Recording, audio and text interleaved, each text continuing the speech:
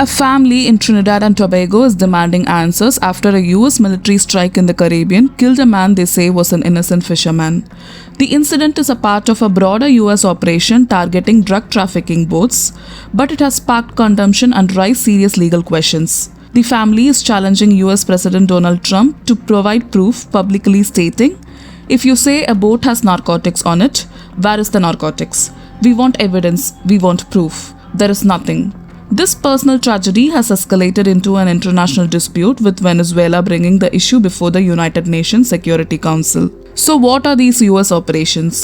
Since September, the United States has been conducting a military buildup in the Caribbean, launching lethal strikes on vessels it describes as involved in illegal drug trafficking. US officials state these actions are necessary to combat narcotics networks. However, the policy is facing scrutiny. Critics, including some US Democrats and Republicans, have questioned the legality of these strikes. The core of the issue lies in the international law. The United Nations Charter prohibits the use of force against the territorial integrity of another state, and actions in international waters must adhere to strict legal principles, including distinction and proportionality. Venezuela's ambassador to the UN, Samuel Moncada, has condemned the strikes as a set of extrajudicial executions and claims they have resulted in 27 reported deaths across 5 attacks. The human impact of this policy is at the heart of the story. The family of missing Trinidadian man is now at the forefront, seeking accountability for an operation they believe wrongly targeted a civilian. This case is not an isolated incident. Similar US drone strike campaigns in countries like Somalia, Pakistan, and Yemen have also been marred by controversies over civilian casualties and lack of transparency.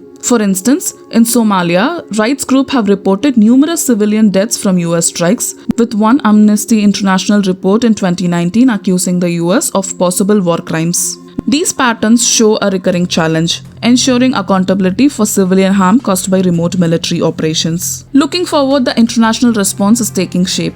Venezuela has formally urged the UN Security Council to launch an investigation and to reaffirm the principle of respect for state sovereignty.